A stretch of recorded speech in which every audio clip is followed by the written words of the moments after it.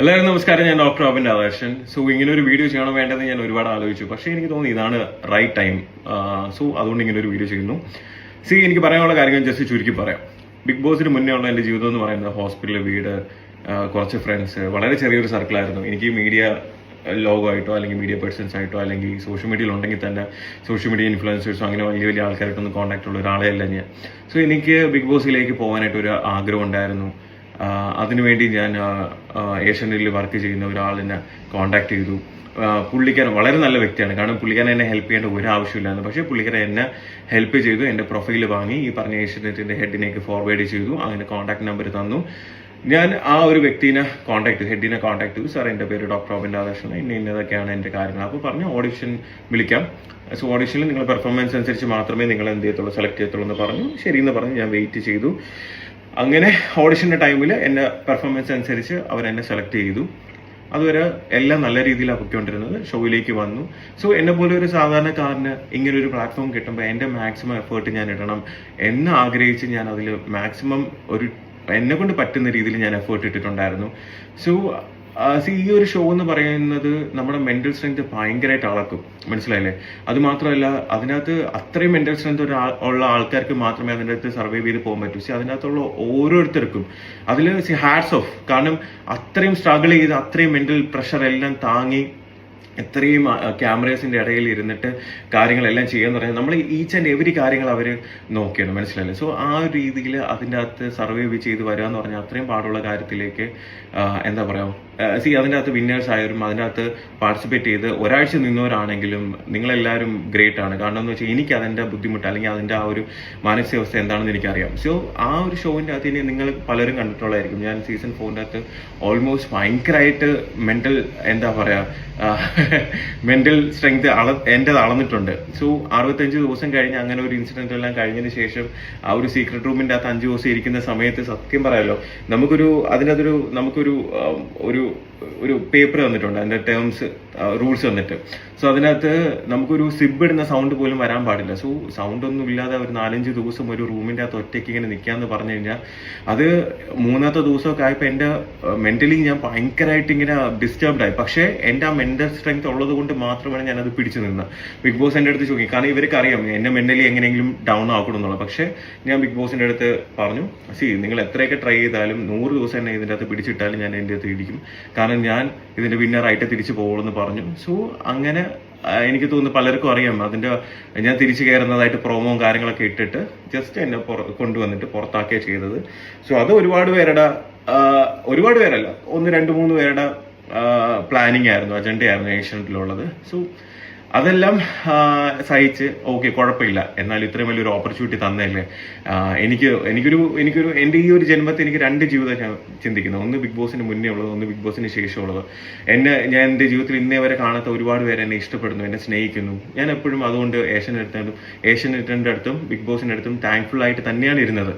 പക്ഷേ നമുക്ക് ഈ ഫിനാലെ കഴിഞ്ഞിട്ട് 1 വർഷം വരെ നമുക്ക് ഇതിന്റെ കോൺട്രാക്ട് ഉണ്ട്. ആ കോൺട്രാക്ട് പീരീഡ് എന്ന് പറഞ്ഞാൽ അവർ പറയുന്ന പല കാര്യങ്ങളും നമ്മൾ ചെയ്യേണ്ടി വരും. നമുക്ക് ഇഷ്ടമല്ലെങ്കിൽ കൂടി ചെയ്യേണ്ടി വരും. പിന്നെ ആ ഒരു കൺട്രോൾ പോലെ നമ്മൾ ഒരുപാട് കാര്യങ്ങൾ അവർ ചെയ്യിപ്പിക്കും. മനസ്സിലായില്ലേ? സോ എല്ലാവരും ഇല്ല. ഏഷ്യാനിൽ വളരെ നല്ലവരായിട്ടുള്ള ഒരുപാട് വ്യക്തികളുണ്ട്. പക്ഷെ ഞാൻ ഈ പറയുന്ന കുറച്ച് 1-2 ആൾക്കാരുടെ കാര്യങ്ങൾ മാത്രമാണ്. സോ ഇങ്ങനെയുള്ള ആൾക്കാർ സത്യം പറഞ്ഞാൽ എനിക്ക് ഇഷ്ടമല്ലെങ്കിൽ കൂടി പല കാര്യങ്ങളും ചെയ്യേണ്ടി വരുന്നുണ്ട്. അപ്പോൾ അതൊക്കെ വന്നപ്പം ഞാൻ ചില കാര്യങ്ങൾ പറ്റത്തില്ല എന്ന് തന്നെ മുഖത്ത് നോക്കി പറഞ്ഞു. എനിക്ക് പറ്റത്തില്ല സാർ, ഇല്ല സാർ, സോറി സാർ എന്ന് പറയുമ്പോൾ അവർക്ക് ആ സമയം തൊട്ടേ ഓക്കെ, നമ്മൾ വളർത്തുന്ന ഒരാളിനെ നമ്മൾ പറയുന്ന കണക്ക് ചെയ്യാൻ പറ്റുന്നില്ലെങ്കിൽ നീ അങ്ങനെ വളരണ്ട എന്നുള്ളൊരു ആറ്റിറ്റ്യൂഡായി. സോ അതിനുശേഷം തൊട്ട് ഞാൻ എന്ത് ചെയ്താലും നിനക്ക് എഗൻസ്റ്റ് വക്കീൽ നോട്ടീസ് വീട്ടിൽ വിടും. പിന്നെ എന്ത് കാര്യം ഞാൻ ചെയ്യാൻ പോയാലും അതിന് എഗൻസ്റ്റ് ആയിട്ട് ചെയ്യുക. എനിക്ക് വന്ന ഫിലിം ഓഫേഴ്സ് ആണെങ്കിലും എല്ലാം പല രീതിയിൽ അവർ മുടക്കിയിട്ടുണ്ട്. ഇനി ഞാൻ എന്ത് ചെയ്താലും, ഞാൻ എന്തൊക്കെ ഈവൻ ഒരു ഇനോഗ്രേഷൻസ് പോലും പലതും പല ആൾക്കാരെ കൊണ്ട് വിളിപ്പിച്ചിട്ട് അവിടെ പ്രശ്നം ഉണ്ടാക്കുമെന്ന് പറഞ്ഞിട്ടുണ്ട്.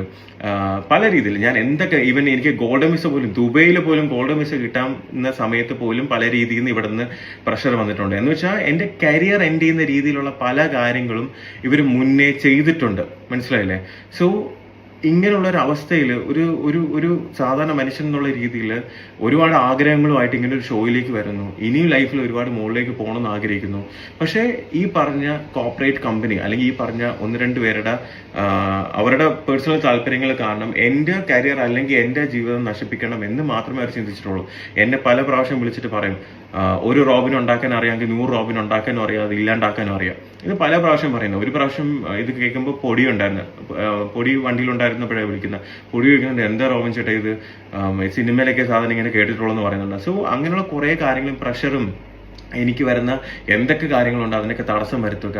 എനിക്ക് എഗൻസ്റ്റ് ആയിട്ട് എന്നെ ഇഷ്ടപ്പെടുന്ന ആൾക്കാർ ഒരുപാട് പേരുണ്ടെന്ന് അറിയുമ്പോഴത്തേക്ക് അവർ തന്നെ പല രീതിയിൽ പലരെയും കൊണ്ട് എൻ്റെ ഫെയിം അല്ലെങ്കിൽ ആൾക്കാരുടെ ഇടയിൽ എന്നെ ഒരു കോമാളിയാക്കുക അല്ലെങ്കിൽ എന്നെ ഒരു മോശക്കാരനാക്കുക. ഇതെല്ലാം അവർ ഒരുപാട് ട്രൈ ചെയ്തിട്ടുണ്ട്, ഒരുപാട് അവർ സക്സസ്ഫുള്ളും ആണ്. മനസ്സിലായില്ലേ?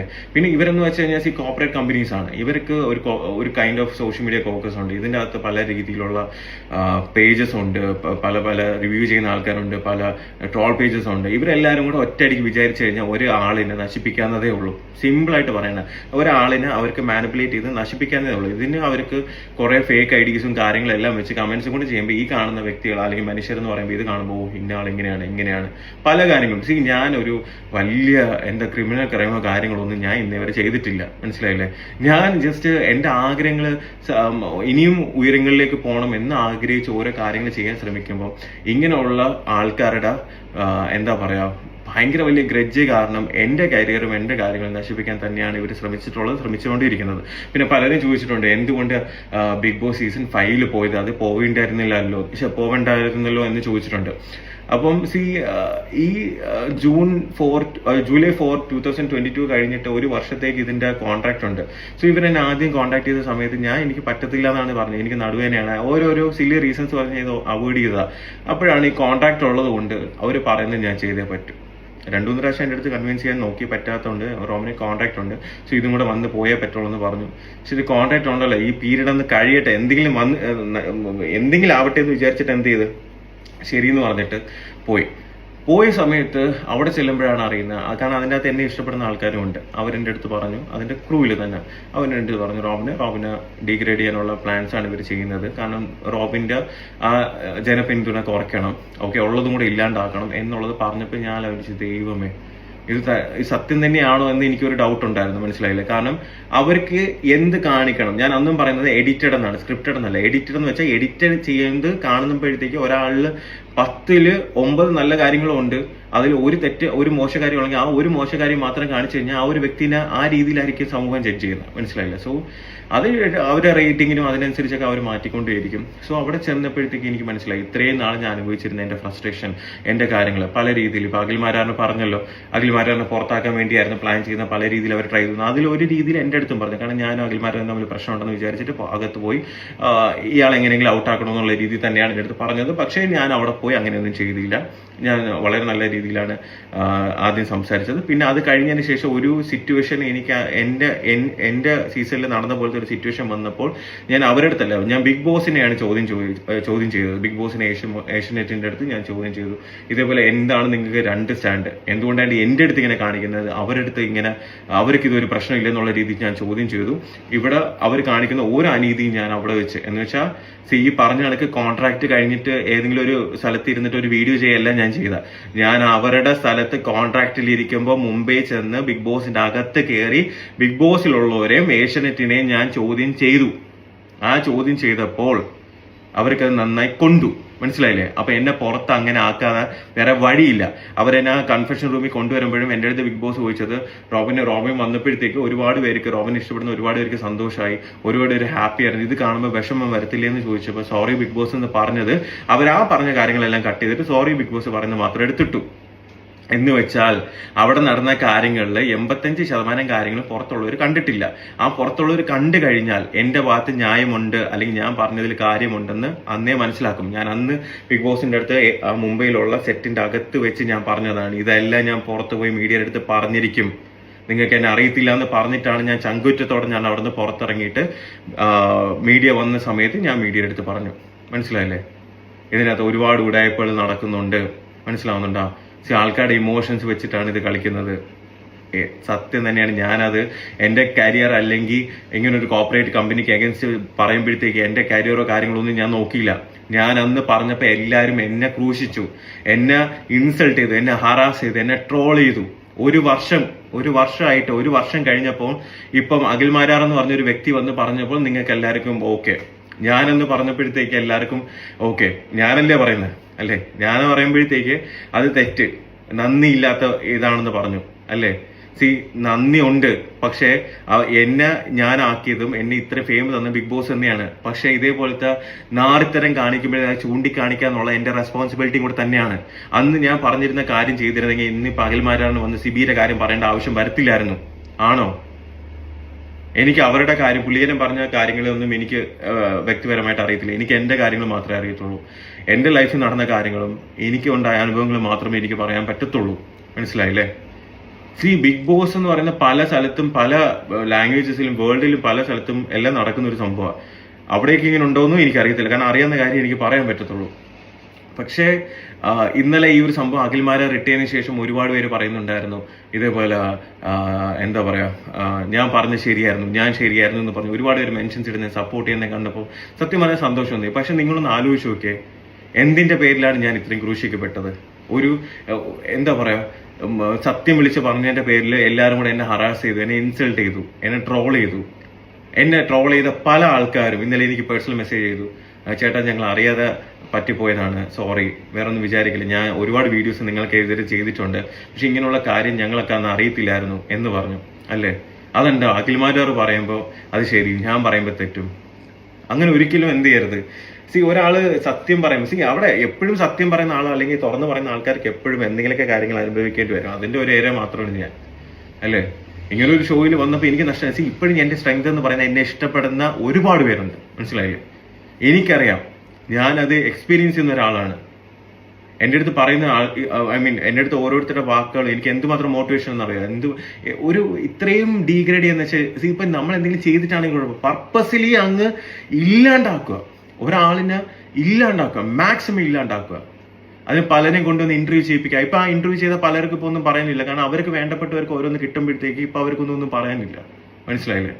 ഇനി ഈ പറഞ്ഞ ആൾക്കാർ തന്നെ മാറ്റി പറയോ ഇല്ലെന്നൊന്നും എനിക്കറിയില്ല. പക്ഷെ എന്റെ നിലപാട് എന്നും ഒന്ന് തന്നെ ആയിരിക്കും. അതില് ആ നിലപാട് മാറണമെന്നുണ്ടെങ്കിൽ ഞാൻ മരിക്കണം. എന്റെ നിലപാടിൽ ഞാൻ എന്നും അടിയുറച്ച് തന്നെ നിൽക്കും. മനസ്സിലായില്ലേ? ഞാൻ വലിയ പെർഫെക്റ്റ് ആയിട്ടുള്ള ഒരു മനുഷ്യനൊന്നും അല്ല. ഒരുപാട് പോസിറ്റീവ്, ഒരുപാട് നെഗറ്റീവ് ഉള്ള ഒരു സാധാരണക്കാരനാണ്. പക്ഷെ അനീതിയും തെറ്റും കണ്ട ചൂണ്ടിക്കാണിക്കാനുള്ള മനസ്സുണ്ട്. ഇത്രയും നാൾ ഇതൊന്നും ഞാൻ വിളിച്ച് പറയാതിരുന്ന എന്തുകൊണ്ടാന്ന് വെച്ച് കഴിഞ്ഞാൽ, ഞാൻ എന്ത് പറഞ്ഞാലും എന്താ, എന്ത് പറഞ്ഞാലും നിങ്ങൾക്ക് എന്നെ ഡീഗ്രേഡ് ചെയ്യുക, എന്ത് പറഞ്ഞാലും എന്നെ ഹറാസ് ചെയ്യുക, എന്ത് പറഞ്ഞാലും എന്നെ ഇൻസൾട്ട് ചെയ്യുക, ട്രോൾ ചെയ്യുക. നിങ്ങളൊന്ന് ആലോചിച്ച് നോക്കട്ടെ, നിങ്ങളെ വീട്ടിലുള്ള ഒരു മനുഷ്യൻ, ഒരു നിങ്ങളൊക്കെ ഒരു സഹോദരനോ അല്ലെങ്കിൽ നിങ്ങളെ വീട്ടിലുള്ള ഒരു അംഗോട് ഞാനെങ്കിൽ, എനിക്കാണെങ്കിൽ ഒരു അവസ്ഥ വരുന്നെങ്കിൽ നിങ്ങൾ എൻ്റെ അടുത്ത് ഇങ്ങനെ പറയുമോ? നിങ്ങൾ അതിനുവേണ്ടി എന്റെ കൂടെ നിന്ന് സപ്പോർട്ട് ചെയ്യത്തില്ലേ? അന്ന് ഞാൻ പറഞ്ഞപ്പോൾ എല്ലാവരും എന്നെ പുച്ഛിച്ച് എന്നെ ഇല്ലാണ്ടാക്കി. ഇപ്പൊ അഖിൽമാരാർ പറയുന്നു, അഖിൽമാരാർ മറ്റുള്ളവർക്ക് വേണ്ടി സംസാരിക്കുന്നത്, എനിക്ക് വേണ്ടി സംസാരിക്കാൻ ഞാനേ ഉള്ളൂ. എനിക്ക് മറ്റുള്ളവരുടെ കാര്യം അറിയത്തില്ല, എൻ്റെ അടുത്ത് ആരും പറഞ്ഞിട്ടില്ല. എനിക്ക് എന്റെ കാര്യങ്ങളല്ലേ എനിക്ക് അറിയത്തുള്ളൂ. ഒരുപാട് സഫർ ചെയ്തിട്ടുണ്ട്. മനസ്സിലായില്ലേ? പിന്നെന്താ, എന്നാണെങ്കിലും സത്യങ്ങളൊക്കെ പുറത്തു വരും. മനസ്സിലായില്ലേ? എത്ര പേരെ എനിക്ക് അഗൻസ്റ്റ് എന്തെല്ലാം വന്ന് വീഡിയോസ്, ഇന്റർവ്യൂസ് നെഗറ്റീവ് ആക്കാൻ വേണ്ടി എന്തെല്ലാം ചെയ്ത്, എന്തെല്ലാം കാര്യങ്ങൾ മാനിപ്പുലേറ്റ് ചെയ്ത്. ഒരു മനുഷ്യന്റെ ഫ്രസ്ട്രേഷൻ വന്ന് അയാളെ പ്രൊവോക്ക് ചെയ്ത് അയാളെ വായിന്ന് എന്തെങ്കിലും വന്ന് അത് മാനിപ്പുലേറ്റ് ചെയ്ത് ഒരുപാട് ചാനൽസും കുറച്ച് എന്താ പറയാ കമന്റ് ചെയ്യാനുള്ള ഫേക്ക് ഐഡിയസും ഉണ്ടെങ്കിൽ ഏതൊരു മനുഷ്യനെ നശിപ്പിക്കാം. മനസ്സിലായില്ലേ? അതിനുള്ള ഒരു ലോ സിസ്റ്റം ഇവിടെ ഇല്ല പണ്ടാറടങ്ങാൻ ഇന്ത്യയിൽ. അത് എപ്പോഴെങ്കിലും ഈ ഒരു സോഷ്യൽ മീഡിയയിൽ ഇങ്ങനെയുള്ള കാര്യങ്ങൾ കൺട്രോൾ ചെയ്യാനുള്ള ഒരു സാധനം കൊണ്ടുവരണം. മനസ്സിലായില്ലേ? ഇതല്ല ഞാൻ പറയുന്നത്. ഇത്രയും നാളെ ഞാൻ അനുഭവിച്ചിട്ട് നിങ്ങളൊന്ന് ആലോചിച്ച് നോക്കി. ഇപ്പൊ ഇന്നലെ എല്ലാം പറയും എനിക്ക് നീതി കിട്ടി, ഓക്കെ, ഞാൻ പറഞ്ഞ സത്യമാണെന്ന് പലരും തെളിഞ്ഞു. നിങ്ങൾ എന്റെ അവസ്ഥ ഒന്ന് ആലോചിച്ച് നോക്കിയേ. ഇത്രയും നാളെ ഞാൻ അനുഭവിച്ചത് അല്ലേ? എന്റെ ഇത്രയും നാളത്തെ ഒരുപാട് ആഗ്രഹങ്ങളുണ്ട്. പക്ഷെ ഞാൻ ഒരു കാര്യം പറയാം, എന്റെ ജീവിതത്തിൽ ഞാൻ എവിടെ എത്തണമെന്ന് വിചാരിച്ചാലും ഞാൻ എത്തിയിരിക്കും. ഞാനിപ്പോ ഒരു ബ്രേക്ക് എടുത്തിട്ടുണ്ടെങ്കിലും അല്ലെങ്കിൽ ഞാൻ ചെയ്യുന്ന കാര്യങ്ങൾ എന്താണെന്നും എനിക്ക് നന്നായി അറിയാം. എന്നെ ഇഷ്ടപ്പെടുന്നവര്, എന്നെ സപ്പോർട്ട് ചെയ്യുന്നവര്, നിങ്ങളടുത്ത് വലിയൊരു നന്ദി. കാരണം നിങ്ങളുടെ സപ്പോർട്ട് എനിക്ക് ഭയങ്കര വലുതാ. മനസ്സിലായില്ലേ? നിങ്ങളുടെ ഓരോ കമന്റും എനിക്ക് അത്രയും പ്രിയപ്പെട്ടതാ. എനിക്ക് ഒരു കാര്യം മാത്രമേ എനിക്ക് നിങ്ങളുടെ അടുത്ത് പറയാനുള്ളൂ. എൻ്റെ നിലപാടുകളിൽ ഞാൻ എന്നും അടിയുറച്ച് തന്നെ നിൽക്കും. പിന്നെ തോൽക്കാൻ എനിക്ക് മനസ്സില്ല. ഓക്കെ, സോ അപ്പോൾ എല്ലാവരും ഹാപ്പി ആയിട്ടിരിക്കുക. Keep smiling.